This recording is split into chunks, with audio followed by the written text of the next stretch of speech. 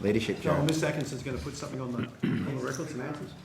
We were asked when we became aware of the CDG project announcement. The department actually assisted with the drafting and the standard fact-checking of the announcement before it went out. I think it was said that they were informed about it when the announcement was already made, but was part of fact-checking beforehand. And I think Ms Dacey has one as well. Just for the committee, I just went away and double-checked the 1.2 that I went through, the table 4, and I said most of them ended in October. Most of them actually end at the end of September. So I just wanted to clarify that for the record. Was there one that you finished earlier, or? No, I had thought that most of them finished in October and one might have finished earlier, but actually most of them finished in September and only one finishes at the end of October. Okay, thanks. Do you mind, I might just keep going with this tourism aviation package just for a little while. The obviously the success of this package is going to depend to some extent on the availability of accommodation in the locations in question. Do you know whether any planning or research around hotel vacancies was done prior to the program being announced in the destinations? I can only speak to my part of the program, and I was interested in the airlines, aviation aspects of it, Senator. Okay, and I appreciate this program has been led by Austrade by the sound of it, and I appreciate you can only answer for what your department did, but so looking at hotel accommodation levels wasn't part of what you took into account in this department's approach. The government has been bandying around this claim that every dollar spent on an airfare is worth $10 on the ground in the destination. Do you know where that figure comes from? No, Senator, I don't have the lineage of that particular statistic. Right. Do you have any figures that the department uses for this sort of modelling? Yeah, so most of these questions, well, the last two are both for the tourism function. Yep. Okay, so this department isn't aware of any sort of multiplier effect that comes from spending on airfares? I can take that on notice to say it's not beyond the realms of possibility that there's an economist somewhere in the department who knows that. Okay. Again, it's pretty obvious that keeping state and territory borders open and for those states and territories having confidence to keep their borders open based on vaccine rollouts and other things we were talking about is going to be pretty important for the amount of aviation travel that people are going to be able to undertake. What can you tell us about what the department has done to build a more consistent approach to border measures across jurisdictions, or is that not really something you've been involved in? I mean, I think we're engaged in whole of government efforts to stabilise what I call an enduring domestic border arrangement. I work very closely with my colleagues from Health, Prime Minister and Cabinet, and with the jurisdictions on, and we've been involved in that conversation for the last 12 months. And I think everyone understands that having stability around domestic borders will lead to a range of very substantial positive economic outcomes. And I think we're very pleased that we've seen a level of stability in the last few weeks that provides a level of confidence. And since the announcement on the 11th of March, the airlines have reported to us that they've had a 40% spike in bookings across the board, not just to these 13 regions. And so the notion that consumer confidence can be buttressed through government announcements, I think we are seeing some evidence of that already. And it's not just to these regions, and it's not just these flights, it's across the board. So there's like a signal rippling through the system. There has been some concern about the risk of airlines price gouging and effectively using this subsidy but not passing it on to the travelling public. What measures do you intend to put in place to prevent that from occurring? So we will have, through our contractual arrangements, a very clear line of sight to the sale fares, the discounted fares, and so we'll be able to reconcile those very clearly. In addition, there's an ACCC monitoring and oversight role that has been in place for about a year now, and we've been in discussions with the ACCC since this announcement about making sure that they take this into account in their regular quarterly reporting and monitoring. Right.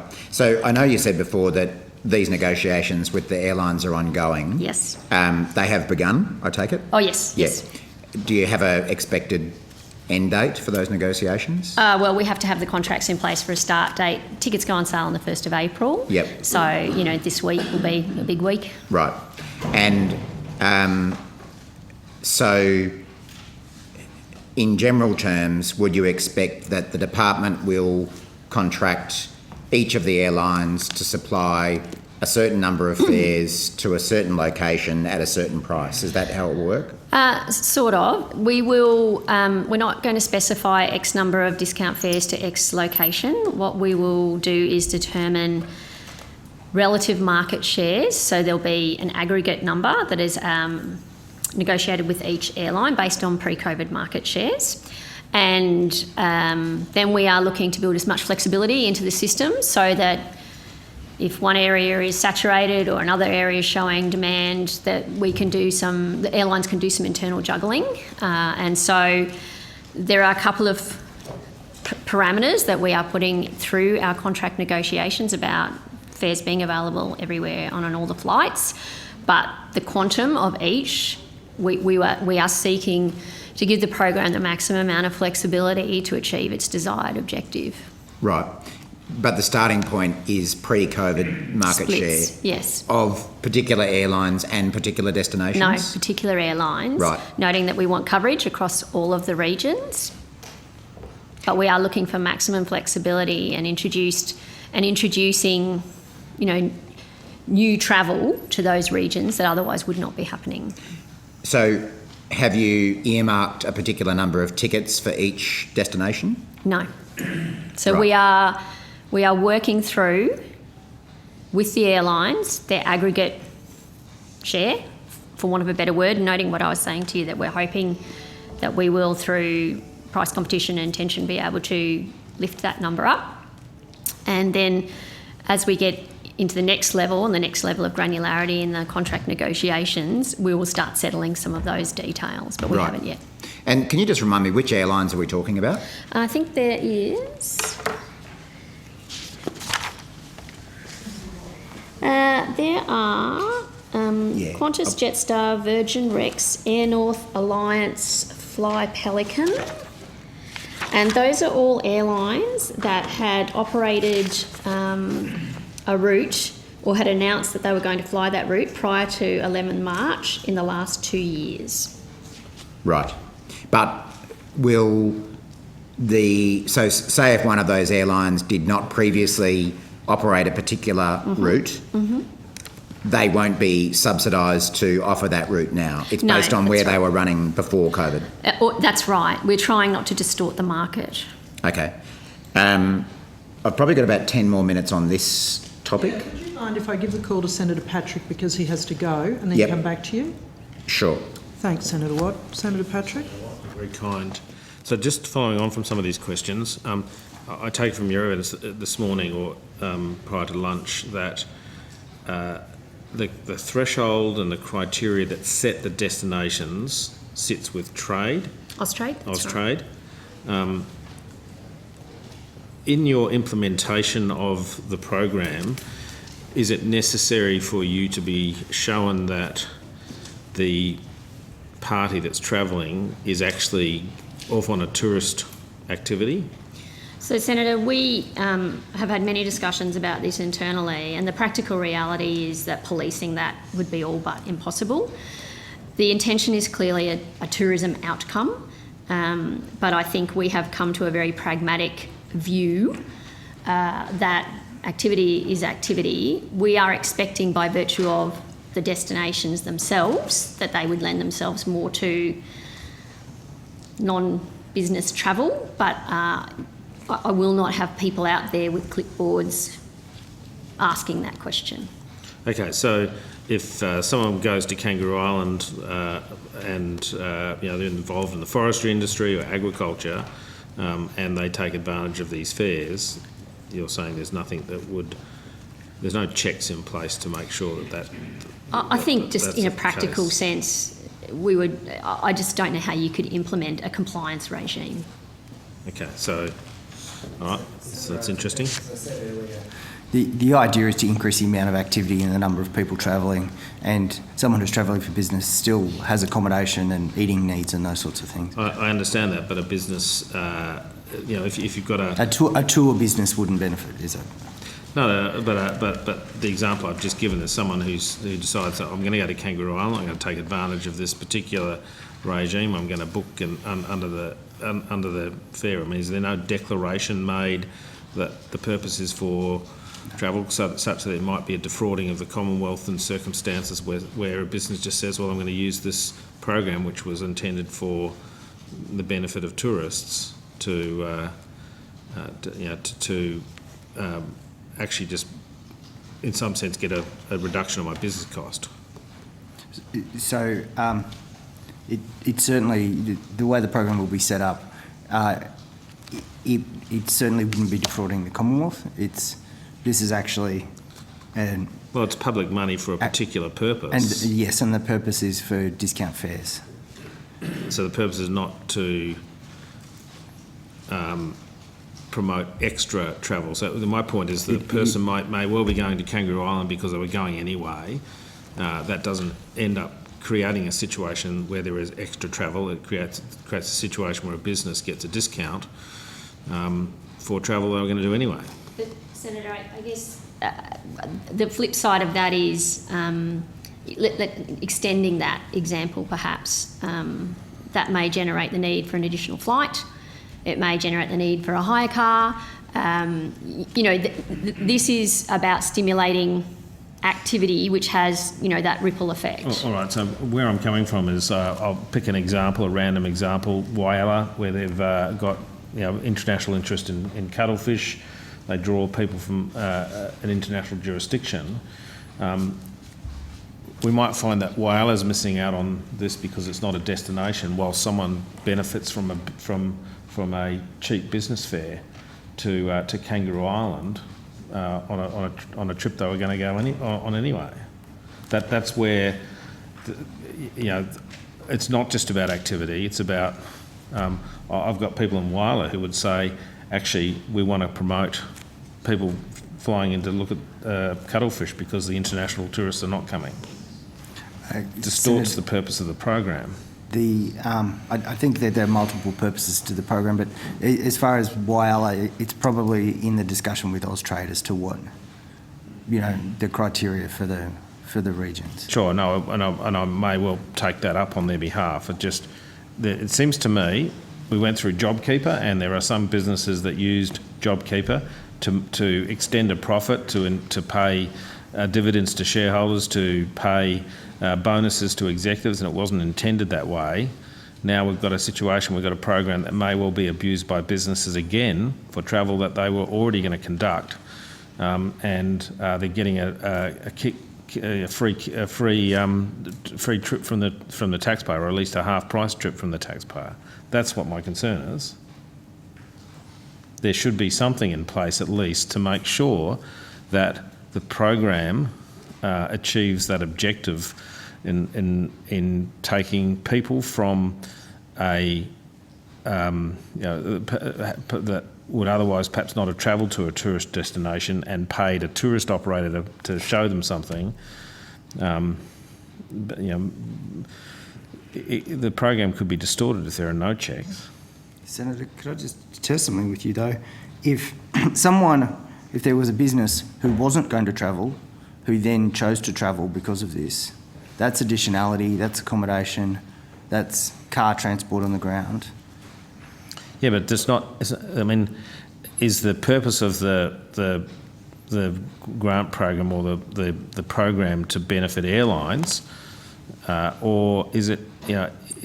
My understanding was the genesis of it was to promote travel to areas where there were tourists who were not turning up from international origins, so that those people who are operating tourist businesses get additional activity supported by the Australian government.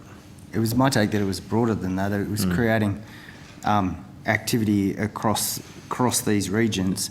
The thing that has been moved out is the activity from the internationals. Is there a policy document that you could provide to the to the committee that outlines the purpose, such that we can test, as is our job, to make sure that money that is allocated for a particular program is in some sense not abused? Because it happened with JobKeeper. Companies abuse that. And just, you would understand my concern that we end up with a similar situation. There'll be a program guideline. Program guidelines are being finalised, and they'll be published as soon as they are finalised.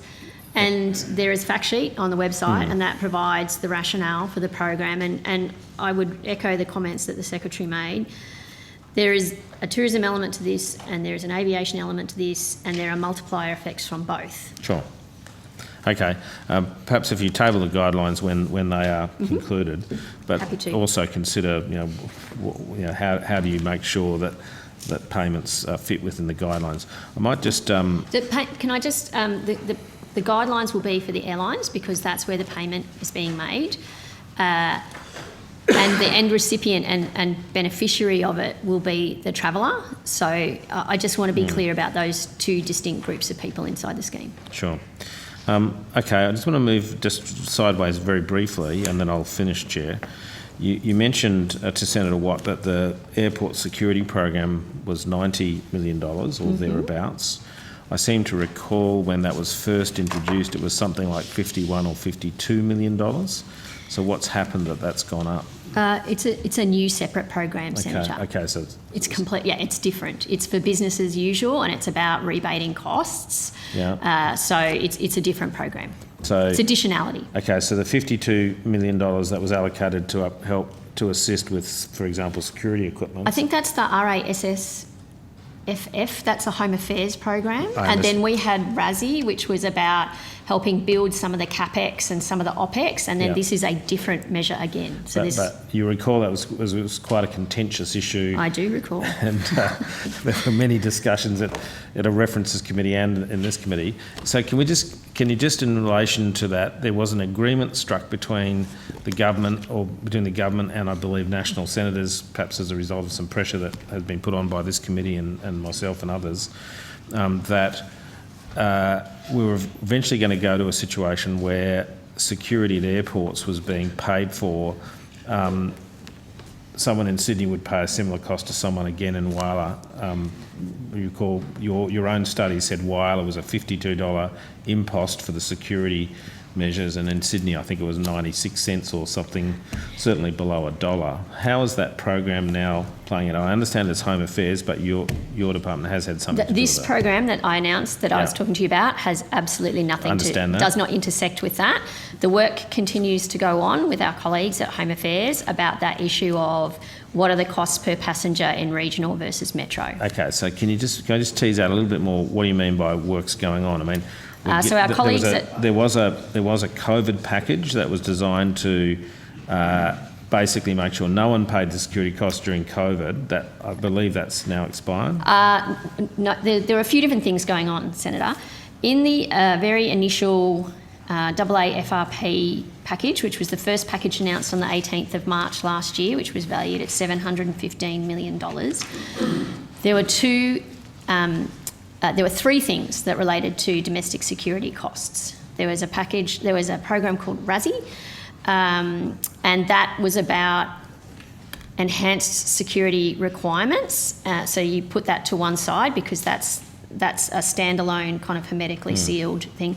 And then there was a line item which was about supporting the BAU costs, which is the one I think you are talking about. It was the one where we were trying to support airports and airlines not to pass the costs on to end consumers while COVID was happening. So this new one, Domestic Airport Security Cost Support Program, is a new program again. So that initial rebate scheme finished on the 31st of December last year, and having regard for all of the circumstances that the sector is facing at the moment, the government has announced that it will provide another $90 million worth of support to help strip those costs out of the sector for the period 29 March to 30 September. Okay, so really referring to the second, actually, but both of those programs, I was in Whyalla on the weekend. I was at the airport. They've got a new terminal or a temporary terminal as they upgrade the first. When that new terminal opens, I presume you will have sorted out these security costs. I don't know when the new terminal's opening, Senator. Well, okay. But you see my point. Yes, I do. I don't want to have a situation where we end up with $52 being paid, even for a short period, by the people of Whyalla, because that'll just kill all air travel to the well, certainly a lot of it to Whyalla. Yeah, I accept the point you're making, and you would perhaps need to direct some of these conversations to my colleagues at Home Affairs. Yeah, I just know that you have some involvement, hence I was trying to find out from your perspective. We are very conscious of the two streams of activity that are happening, and we are involved in conversations every day. Okay, all right, thank you, Chair. Thanks, Senator Patrick. Senator Rice. Thanks, Chair. So I want to ask about the skills drain from pilots, basically from the aviation sector, of experienced pilots. Noting that while employed pilots will get getting training support from their employing airline or operator to keep their skills up to date, this needs to happen, that there are a great many pilots that have been made redundant, and so they aren't able to access those training requirements, and want to know whether the department's got a plan for resourcing the retraining of this particular cohort of pilots. Is there a particular cohort that you're looking at, Senator? I think basically in the domestic aviation sector across the board. In the domestic sector? Yeah. So I think the thing that we would point to is our ongoing support through DANS, RANS and now the TANS program to generate activity which gets people off stood down arrangements and back into the sky, and that keeps their accreditation and it keeps their connection to the sector.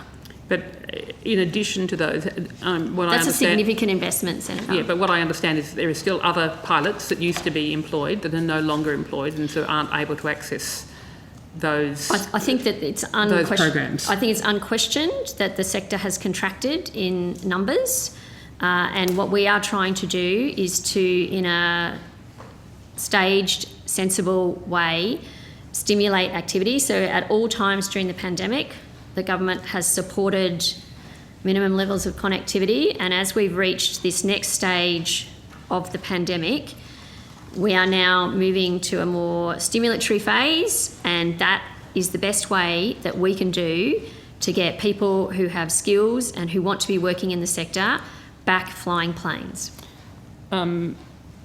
Is the department aware of the proposal from the Australian Federation of Air Pilots to partner with training providers to address the very real pilot skills drain issues for those pilots that actually haven't been taken on, retaken on by the airlines? That there's a significant cohort of pilots that need to maintain their training. Senator, I'm aware in the broad, and certainly that group and many other groups have written to the department over the course of the last 12 months with many, many suggestions, yes. I'm not familiar with the absolute detail, but yes. So, but what you're telling me is that you actually, beyond the programs that you mentioned, the RANs, I can't remember what the acronyms are, which are to support the airlines to bring those pilots back on board, but for the pilots who haven't been brought back on board, you haven't got any plans to maintain their training requirements. Senator, our firm belief is that activity is the best thing that we can do. We note that the sector will not look the same in shape or size at the end of this pandemic than it did before it, and we are doing everything we can to help it get to its new parameters with as many people attached to it as possible. Which is going to be smaller than what it was pre-COVID. I think that's unquestionable. Yep. So is the department concerned that, in fact, if we do want to expand it to the level that it will be expanded to, bigger than what it is now, that the lack of skills, that basically pilots are leaving the sector, and the lack of skills is going to be a factor, it's a limiting factor in the expansion? Senator, in our discussions with the airlines, they're planning to make sure that they have capacity to meet demand as it grows. including having the right people.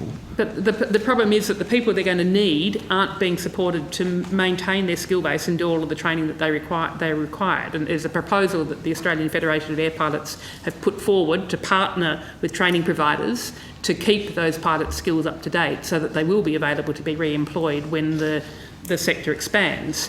But what you're telling me is that there's nothing like that you have planned. So we could well be in a situation of having the potential for the sector to expand, but the not having a ready cohort of trained pilots could be a limiting factor.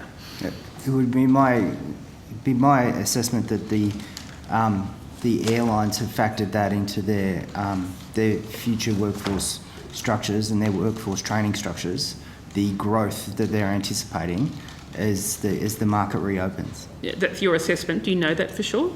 It's certainly consistent with the discussions I've had with them. So essentially it's leave it to the market and they'll do it right. I think in terms of the additional flights and additional activity and planes in the air equals jobs on the ground, if we have more activity and more jobs, certainly I know the airlines are planning to have the people in position to respond to market demand. Or if they haven't, the department recognise it's going to be rural and remote communities that will suffer the most if the lack of trained pilots is a limiting factor. Well, I mean, certainly the Australian Federation of Air Pilots I would think that they would know what's going on, and they're telling me that it's a problem that the airlines currently aren't taking on board. So, Senator, our experience has been that the airlines have led the capacity discussion with us. They have always been further ahead in their planning than our estimates of what recovery will look like. And just in terms of the regional point you make, our experience was that particularly when the domestic borders were up for long periods of time, it was in fact the regional markets and regional activity that was the most robust within the sector because people were effectively choosing to travel interstate. So we saw some quite unanticipated consequences of those domestic border disruptions, and so somewhat ironically, regional Australia has seen more flights with more pilots in the last 12 months than it probably has for a significant period of time, certainly relative to interstate travel. Certainly hasn't been my experience in getting to Tasmania in terms of flights into Burnie Wynyard. Tasmania might be different because it's an island, but I can tell you inside Western Australia and Queensland, we've seen quite a strong trend. Okay, thank you. Thanks, Chair. Thank you very much, Senator Rice. Senator Watt, back to you. Yeah, thanks. Just to finish out this section about the tourism and aviation package, so I think you told us when I was last had the call that there's no allocation of a number of tickets per region. Noting that we're mid negotiations, but that is not how we've entered into the negotiations by saying you'll have 10, you'll have 20, you'll have 30. Yep. And I'm not involved in the day-to-day of the negotiations, but that wasn't our starting position. Yep. And you said before it was based on the market share of each airline into a particular region? In the aggregate. So let's say what was Qantas's market share? 60-70% pre-COVID of domestic travel. So you would envisage they would get approximately 60 to 70% yes. of the overall number of tickets. Correct. And with each other airline yes. picking up its market share. That's right. You would then work out which destinations got yes. how many flights? Yes, I imagine that the next, once we settle, let's just say you get 10, we'd say, let's just say for argument's sake you get 20. Am I an airline or yes, a you're an airline. destination? Okay, right. You're an airline. Just a bit of role playing. And then we would be. I think I'd rather be a destination than an airline, but anyway.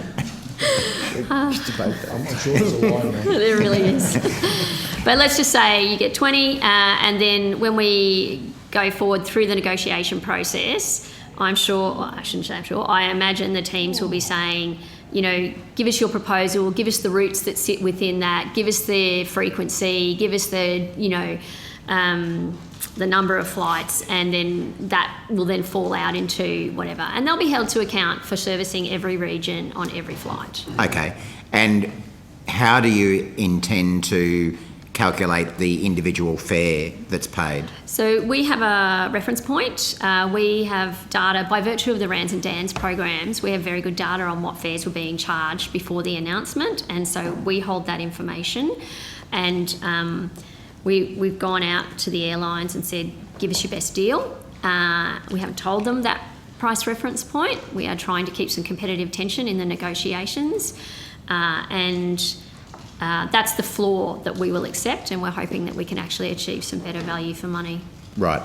So the allocation per airline is being based on pre-COVID market share. Yes. The fares being paid for each But flight. based on pre-11 March fares. Yep. So during COVID. Yes. Which I'm going to hazard a guess were in general higher than pre-COVID fares. No. No. No, because... Sorry, go on, Simon. No, you go. We picked a point relatively close to the announcement when we'd started to see quite a bit of price discounting going on, because we'd had a period of stability after Christmas with the borders being down. So Okay. it's quite a low fare. Okay. And just remind me what you said earlier about what you're going to do around price gouging. There's the ACCC monitoring power. What was the other thing? And we have the reference point data, and so we will know from the yields and the information that they report back to us. Right. So... And I would say, Senator, just we have been working with the airlines on this, on various programs for the last 12 months. And because activity has been so low, we have not seen in a fare sense, in an airfare sense, behaviour that indicates price gouging domestically, because they have also been in the space of wanting to generate any sort of activity. So there's a kind of an alignment of interests here. Now, I'm not seeking to get into a debate about their behaviour generally, but just at this period of time, we have seen no anecdotal evidence. Okay. And just back to that point about the cap, slightly flexible cap of The notional 800,000, allocation, let's say. Yeah. fares, and the fact that there have been additional locations added, it seems to me obvious that the inclusion of those extra destinations will reduce the number of flights that would otherwise have gone to the original locations. As the Secretary said, ultimately it's a matter for government. We think we can achieve good value for money and can probably accommodate the 2 additional regions. Which ones do you consider as the 2 additional? I think it was Townsville and...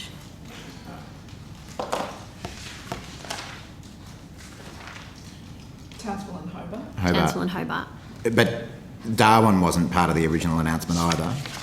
I think that's a matter. I thought... Sorry, what are you referring to as the original announcement, the government announcement? There was the original announcement, which I think announced 10 locations, being Broome, Avalon or Great Ocean Road, Kangaroo Island, Lassiter and Alice Springs, Merimbula, Tasmania, which meant Launceston, Devonport and Burnie, Gold Coast, Sunshine Coast, Tropical North Queensland, which meant Cairns, and Whitsundays and Mackay. Senator, I think it was 13 on the 11th. 13. It was 13. And that's what the press release said. So you say that included Darwin? I don't know, Senator. Okay. All I know is 13 is the number. And I can give you, if it would help. Because I thought that press I thought release. Darwin, Townsville, Hobart and Adelaide were all announced after the original announcement. I don't know, Senator. So I've just got the original press Yeah, release that's here. Darwin, I think, on the day of the announcement, wasn't it? Right. The announcement was made and then later that day Darwin was announced as well. And then the others after that. So in general, getting back to your point though, we think we can accommodate the regions within the 800,000. As I said, the 800,000 is a floor.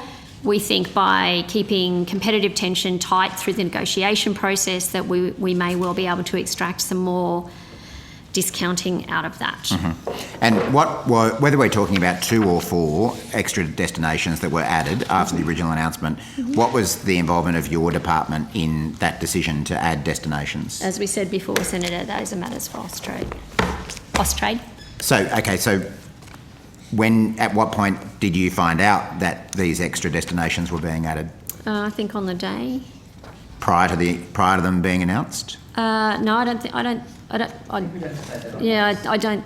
have that detail in my head. Do you know, Ms. Quigley? No, I'd have to take that on notice. I do know when they were announced. So Townsville was the 13th of March and Hobart on the 14th, and the fact sheet would have been updated on Monday the 15th. Townsville the 13th. Hobart the 14th. When do you have Adelaide and Darwin down as being announced? The 11th. Being the day of the announcement? It was on the fact sheet, yes, on the day. So, but it certainly wasn't based on your advice that those extra locations got added? That was an Austrade decision? It was the government decision. Austrade has responsibility for the locations. Okay. Minister, are you able to tell us, or more likely take on notice, whether any representations were made by Liberal or National Party members to have those additional locations included? You're right, I will have to take that on notice. Thank you. Did you make any? I was aware of some chatter over the weekend about some destinations. Particularly the Tasmanian ones, I'm guessing? Yes. What do you mean by chatter? Some conversation amongst colleagues about allocation. So other government members from Tasmania raised with you that there should be extra Tasmanian locations? Not directly, but there were some other conversations that were occurring around the state about the announcement, and that's what I was aware of. Did you make any representations yourself? Not personally, no. Right. You didn't stand up for Hobart? I live in Devonport, Senator. Different countries. It's been mentioned that could be the case on certain occasions, and Senator Chisholm would understand that only too well. He would. None into Ulverston either.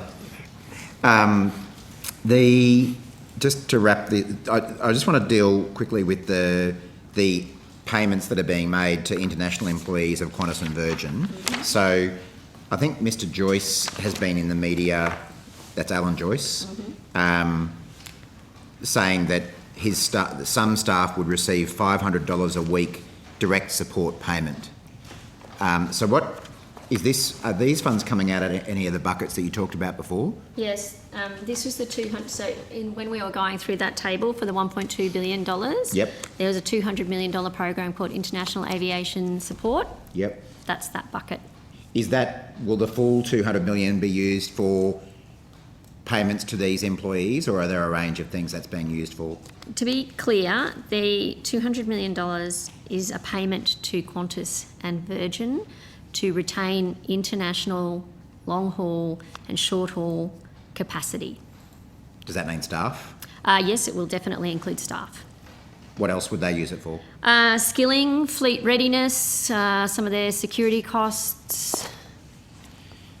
Okay. There's actually, and the program guidelines are still being finalised, so that's not an exhaustive list, but there will be a list of activities that they will be able to utilise that funding for. And again, we are seeking to have maximum amounts of flexibility. Do you know which aviation employees will be covered by this support? Yes, the intent is that it is directed towards their international crew and support staff. So pilots, If engineers, they're international pilots, engineers, safety flight managers. attendants, ground handlers, There's a separate support measure in the package for ground handlers. and security staff? Yes, so there's a $52 million aviation support measure, which can be aimed at domestic ancillary services, and then the $200 million, which would cover, again, noting that we're in negotiations, all of the staff that are necessary to stand up an international capability. And this claim that Mr. Joyce made, that it's going to provide these international staff with $500 a week, is that something that the department has signed off on? We are in negotiations with the airlines at the moment.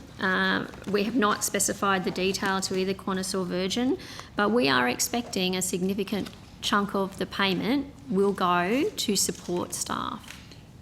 Okay. But Including keeping them skilled. Yeah, so there'll be some training. Correct. They'll have to undertake training For of some kind as currency well. and accreditation purposes. Okay, but you would envisage you may not have settled on a dollar figure, but you would envisage that some of these funds will be used for direct, effectively wage subsidies to these staff. Without getting into the detail, because we haven't settled it, we envisage there would be a wage element involved. There will be A wage element involved. a wage element. And what assurances have you sought from the airlines about the retention of workers as a result of these new support measures? So that will be at the heart of the contractual arrangements that we enter into with them. And they will be held to account each month to achieving the things that we agree with them so that they can stand up an international capability. Right. That includes planes and people.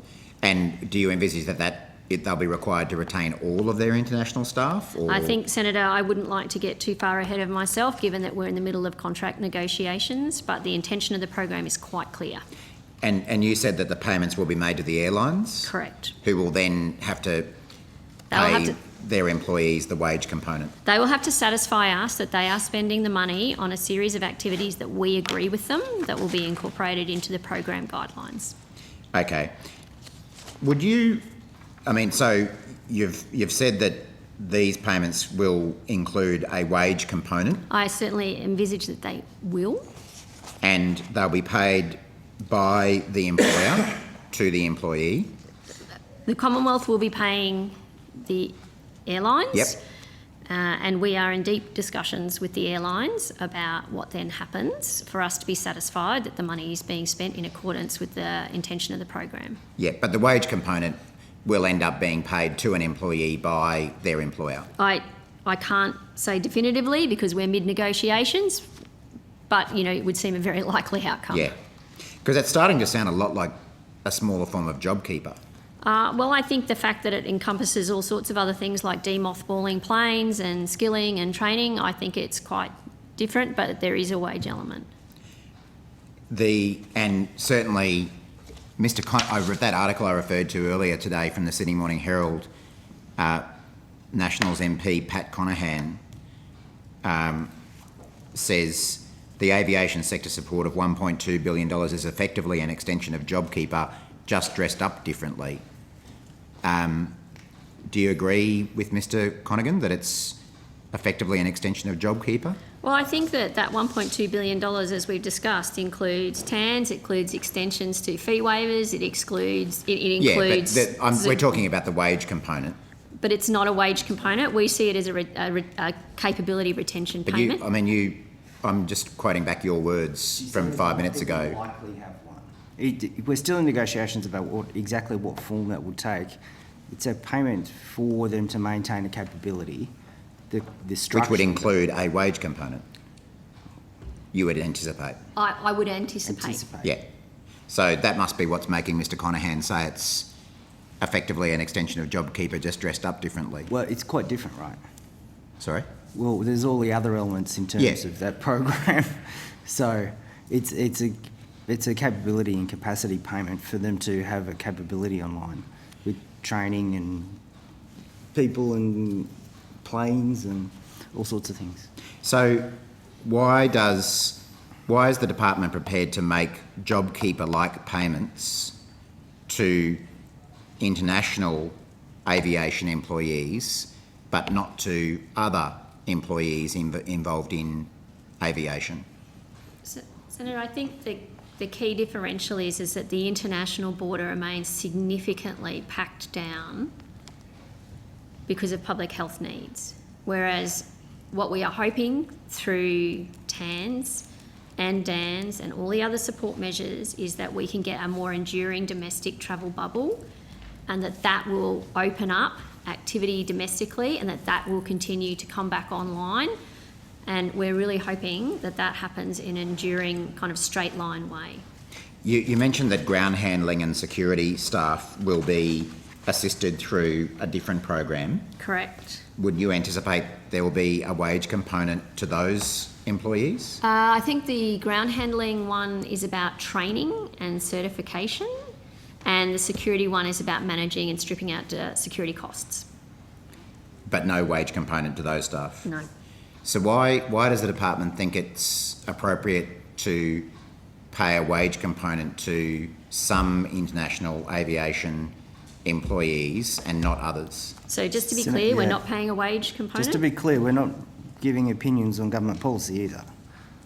Okay, well, what's the policy rationale? As I for- described to you, one border arrangement is absolutely locked down Yep. for the foreseeable International. future. Yep. And other border arrangements and domestic activity are being stimulated through a range of other measures. Okay, but what about the ground handling staff and security staff who ordinarily service international flights? So I'll take it on notice, but my understanding is that for all of that international capability will be captured in the IAS. But please let me take it on notice. Okay, so it's possible that the ground handling staff and security staff for international services might also receive this wage component. That's right. So I just want to check. Okay, Yep. can you let us It's know also about possible that? that those people couldn't work with additional activity on the domestic side. That's true, Senator. Well, we are, Because there's a Theoretically, but- specialisation in an A380 and we pilot are that's different. talking as part of our conversations with the airlines about whether you can swing capability, particularly with certain aircraft type for short haul international, can be Yep. deployed for domestic. So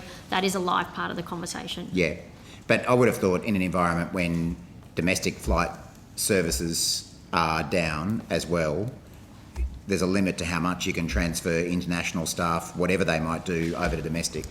And we are conscious too that we are looking to open up, safe travel zones internationally. There are a range of kind of moving parts in this space, but I accept the point you're making. Was the, Senator Watt, I don't mean to rush you, but just I'm flag just in. about done. Yeah, thanks.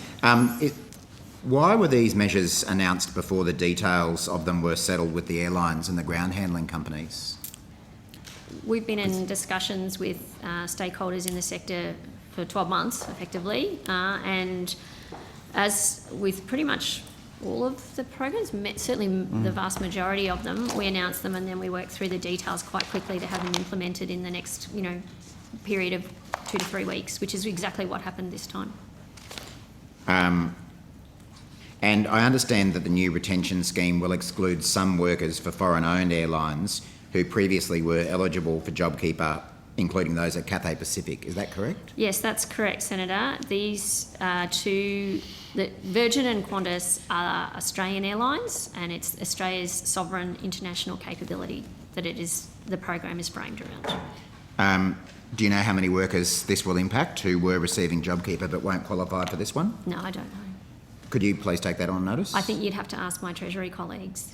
I don't hold the JobKeeper information. Okay.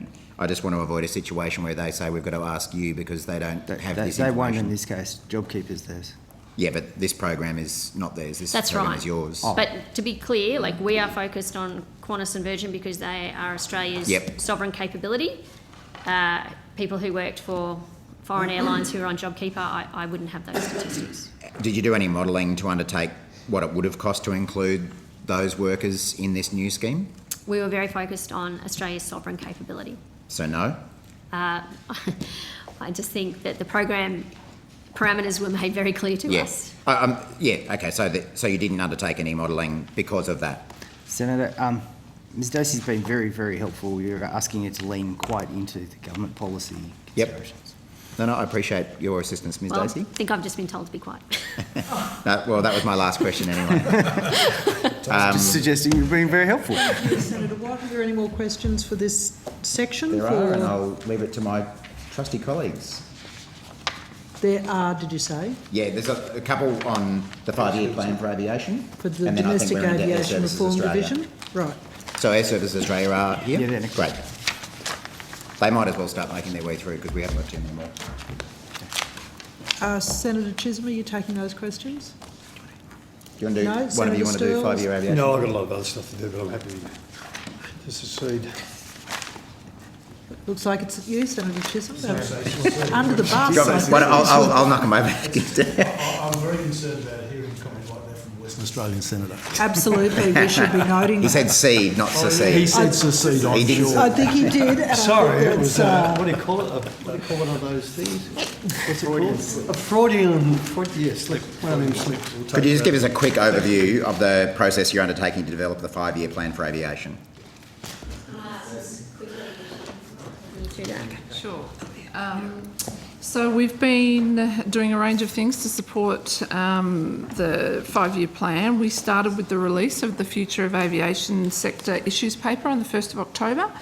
That was basically to stimulate the sector's view on a range of different policy options.